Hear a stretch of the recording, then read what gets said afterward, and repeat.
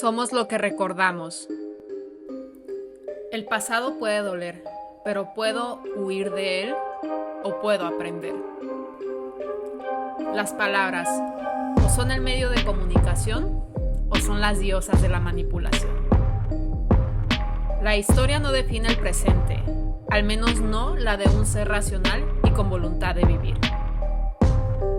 Quien no analiza el relato de su pasado está condenado a vivir en él.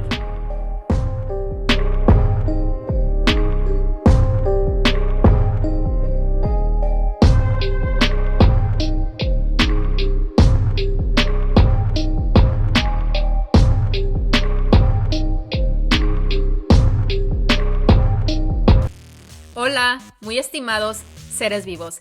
Bienvenidos a mi canal una vez más. Aprovecho para agradecer a las personas que se han suscrito. La verdad es que me ponen muy contenta cada vez que veo un número más ahí en los suscriptores. Creo que hace mucho la diferencia cada persona que se suscribe a mi canal y de verdad lo agradezco mucho. Bueno, el tema de este día es un tema que me apasiona bastante. En realidad todos los temas de los que hablo son temas que me apasionan. En sí he dicho que el conocimiento es maravilloso, no tanto el saber, sino el tratar de conocer. Así que vamos a hablar ahora del pasado, de la historia. Y vamos a hablar a nivel individual y a nivel colectivo, como uno de los temas que les digo se me hace también muy importante. Esto que vamos a estar hablando tiene mucha relación con lo que fue el video número 7 y el video número 11 también, que recién subí. Así que para tener un mayor contexto, igual creo que se puede entender bien sin necesidad de verlos, pero trato de que todo esté conectado y yo dije, todo va a un fin, todos los videos que tengo se dirigen a un fin, entonces para tener mayor claridad sí recomiendo que vean los videos número 7 y número 11. Antes de proceder con el tema, quiero recomendarles el libro de este día, que es Un lugar soleado para gente sombría, de Mariana Enríquez. Me parece que la autora es argentina. Había dicho que los libros argentinos me han gustado mucho. Y este también. Son algunos relatos ahí un poco perturbadores. A mí me gusta mucho todo lo que son cuentos de terror, películas de terror. Y la verdad es que sí está muy fantasioso, pero a la vez muy perturbador. Entonces lo recomiendo. Es un libro contemporáneo. Y bueno, vamos a pasar entonces al tema de este día. Y vamos a hablar de la historia y del pasado, que considero son dos cosas distintas. El pasado en sí son los hechos, ¿no? Lo que sucedió y que precisamente ya quedó atrás. Los hechos son irreproducibles, ocurren en un momento y pues en realidad pues ya no vuelven a pasar de la misma manera, y eso es lo que pasa a formar parte del pasado. En cambio, la historia es en sí el relato que hacemos de esos hechos. Por eso digo, son dos cosas distintas. Vamos a comenzar con el pasado a un nivel individual, que este es mi punto de partida para después trasladarlo a un nivel colectivo, porque muchas veces reducimos la visión y creemos que lo que nos aplica a nivel individual no aplica a nivel colectivo. Pero la verdad es que nosotros como individuos pues somos un ser humano en este caso, pero también hay colectividades que se conforman como un ser de acuerdo a lo que se dicen en cuanto a esa colectividad y cómo es que se identifican. Por ejemplo, todas las personas que viven en México se identifican como mexicanos y repercute el que se identifiquen como mexicanos para actuar de una manera o de otra, de acuerdo a lo que se están diciendo. Pero por eso mismo primero quiero comenzar con un nivel individual para ya después trasladarlo a nivel colectivo, que a fin de cuentas todo parte de lo que es cada ser, ¿no? El ser individual o el ser colectivo. Primero comenzamos con lo que comentaba hace un momento. El pasado en sí son los hechos ya ocurridos. La verdad es que el pasado no se puede homologar a lo que conocemos como historia, porque el pasado puede ser interpretado de muchas maneras y puede ser calificado de muchas maneras según la persona que lo haya vivido. Entonces, la vivencia que yo tuve a lo mejor con otra persona, esa persona lo va a calificar de una manera y yo de otra.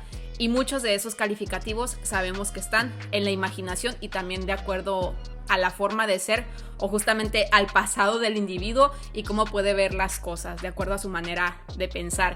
Entonces, una cosa es el pasado, los hechos en sí, y otra cosa es el relato que nosotros tenemos de esos hechos, no necesariamente el más objetivo, porque está muy influido con relación a lo que nosotros pensamos. Pero eso sí, es importante siempre analizar el pasado. El pasado es muy importante, es bastante importante y creo que la mayoría de las personas viven el pasado. Esto tiene mucha relación con esta idea que planteaba de los muertos en vida. Es decir, todas las ideas que han llegado a adquirir en el pasado son las que gobiernan la vida de los seres humanos y que hacen que actúen de una manera u otra. Y esto tiene mucho que ver con cómo se califican los eventos y cómo adjudicamos esos calificativos a nuestra identidad. Y aquí vamos a poner un ejemplo. De repente yo digo, es que soy muy mala expositora, ¿no? Algo que es en el presente. Pero si nosotros no analizamos el pasado, no podemos atender la causa de ese sentir que tenemos sobre lo que somos en la actualidad. Somos como un producto, de acuerdo a lo que nos sucede y sobre todo a lo que nos decimos de esos eventos. En ese ejemplo que pongo, si yo en la primaria tuve una primera exposición o en la secundaria en donde me fue muy mal y la maestra se burló de mí, pues seguramente ya con ese evento que está aislado voy a decir soy una mala expositora. Y estoy fijando un evento en concreto con mi identidad, si se dan cuenta. Soy muy mala expositora, o sea, ya lo estoy poniendo sobre mí, sobre mi mente. Y nuevamente me voy a meter en esta prisión mental de que pues ya soy de esa manera y me va a resultar muy difícil cambiar porque trasladé un evento nada más que yo califiqué y lo vi de cierta manera a lo que es mi persona. Por eso es muy importante cuestionar todas las ideas que tenemos al día de hoy y verificar que no sean un resultado de algo que nos sucedió en el pasado y que no necesariamente signifiquen eso que nosotros somos, porque todo es cuestionable y a fin de cuentas el calificativo pues es algo que nosotros le damos. No quiere decir que no podamos salir de esas acciones que se hicieron en el pasado, porque pues siempre tenemos la voluntad, ¿no? De hacer algo nuevo, algo distinto, de cambiar. Para eso tenemos vida, para seguir creciendo. Y obviamente hay eventos en el pasado que duelen, pero hay que superarlos. Por eso es tan importante. Estos eventos del pasado y estas acciones, estos hechos que se dieron, decía, generan una especie de prisión mental en las personas porque de acuerdo a eso que ya sucedió, pues nos encerramos en una etiqueta o en una idea sobre cómo somos. Por ejemplo, si en la secundaria se me dificultaba relacionarme con otras niñas o con hombres o en general con las personas, pues ya voy a decir, es que soy una persona asocial. Y ya voy a identificar lo que es mi ser con ser asocial. Pues realmente un ser siempre está en evolución y puede cuestionar fácilmente esas ideas que simplemente vienen de hechos aislados que ocurrieron en el pasado. Y a veces es bastante difícil porque como ya lo hemos puesto sobre nuestra identidad, hacer algo distinto sería generar un choque con esa identidad que ya nos hemos fabricado o bien alguien más la ha fabricado por nosotros. Un ejemplo también de esto que se ve mucho es con relación a los eventos que sucedieron en la infancia y también a las palabras que nos dijeron en la infancia. La verdad es que, como vimos en el video número 6, pues un niño es un ser con muchísimas ganas de vivir y de crecer. Y como tiene la figura de los padres como esa figura de autoridad, esa figura que les va a guiar, que les va a dar seguridad, todo lo que nos dicen los papás cuando somos niños tiene una gran trascendencia en nuestra vida. Así, por ejemplo, si yo durante la infancia recibí de mi mamá mensajes como es que eres muy lenta para aprender. Me está diciendo eres muy lenta para aprender, o sea, ya me está dando esa identidad, ese calificativo, esa prisión mental, esa etiqueta. Y la verdad es que, pues como soy una niña y generalmente los niños, hay unos pocos que son más vivaces, vamos a decir, pero generalmente pues van a creer todo lo que les digan los papás, porque como uno podría pensar que el papá está actuando de mala manera si son nuestras figuras de autoridad, pues ya de acuerdo a eso el niño toma muy en serio lo que le hayan dicho los papás. Por eso es muy importante también analizar lo que nos han dicho figuras de autoridad en el pasado, sobre todo los padres. Entonces, podemos decir que En gran parte somos un resultado del pasado si no lo analizamos y sobre todo si no analizamos lo que nos hemos dicho o lo que nos han dicho de esos eventos pasados, de esas acciones pasadas. Quien no analiza su pasado, la verdad es que es muy difícil que pueda cambiar. Por eso es muy inútil el tipo de frases que se suelen usar ahí en algunos mensajes de superación de sé positiva, piensa distinto. Hay que saber por qué pensamos de una manera y hay que averiguarlo, porque todo eso viene de nuestro pasado. Pues el pasado y lo que nos queda de recuerdos del pasado es lo que nos ayuda a seguir viviendo, ¿no? Porque pues así es como aprendemos, de acuerdo a lo que recordamos y de acuerdo a las equivocaciones que hemos tenido. Por eso es tan importante analizar el pasado. Ahora bien, he hablado del pasado a un nivel individual. Ahora vamos a hablar a un nivel colectivo, que la verdad, y yo sé que esto va a chocar con la idea que han sostenido muchos a lo largo de la historia, pero la verdad es que todo parte del individuo también dirigido en una colectividad, pero todos somos responsables en cuanto a lo que pasa en esa colectividad.